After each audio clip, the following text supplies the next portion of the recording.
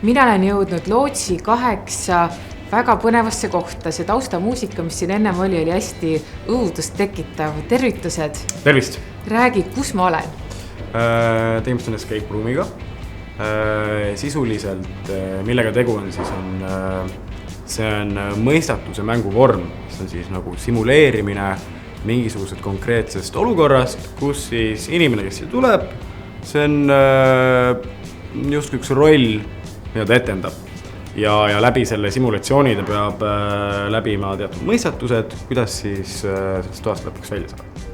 No emotsioonid on nõudsad, et me muidugi saime kõige raskema toa väidetavalt, aga algus oli palju lubav, aga õnneks oli variant, et me saime vihjeid küsida ka, aga päris lõpuni selle ajaga ei jõudnud. Oleks olnud natuke rohkem aega, nähtavasti võib-olla oleks jõudnud, aga see oli tõesti raske. Käisime toas Prison Break ja välja iseseisvalt ei saanud, meid lõpuks aidati. Anti vihjeid hästi palju, või mitte hästi palju, aga seal on see, et kui sa nagu tõesti jääd kinni kuhugi, sa enam edasi ei saa, et on ideed otsas, siis saab abi kutsuda alati, mis on väga tore. Nii, ma pean tunnistama, et tegelikult on siin päris hirmus olla, käed on mul raudus ja minu eesmärk on siit trelli tagant välja saada, loomulikult mitte niimoodi ei ole tavaliselt need käerauad siin, eks ju. Aga mille poolest teie erinete teistest escape roomidest? Peale selle, et meie põhiline eesmärk on kaotada inimesel see reaalsustaju selle tunni aja jooksul, siis kindlasti on see, et me oleme suutnud viia hästi tasakaalu, balanssi selle füüsilise ja vaimse tegevuse.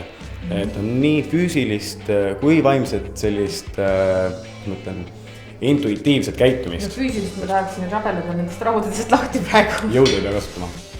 Olgu, aga siin on siis puhas loogika ja matemaatika. Loogilist ja intuitiivset mõtlemist hästi palju. Aga kas need ülesanded on väga keerulised?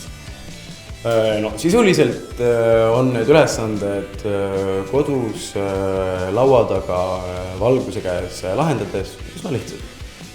Aga võib-olla just see, mis muudab nad keeruliseks, on see muusika, see aeg, mis jookseb sinu kahjuks.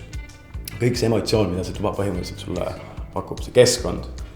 Et see teeb asja võib-olla just 2-3 korda keerulisemaks. Nii, sa enne mainisid, et siia saab tulla 2-6, kui nüüd tuleb meil armunud paar. Kas see paneb nende suhte proovile ka?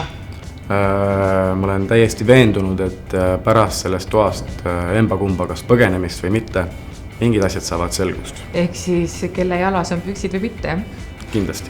Aga kus kohast saab teie tegemiste kohta rohkem informatsiooni? Meie koduleheküljelt, see on www.theescaperoom.ee. Saatke meile meil või helistage ja alati olete oodatud külla meile Lootsi 8 tänaval Lootsi keskuses teisel korrusel.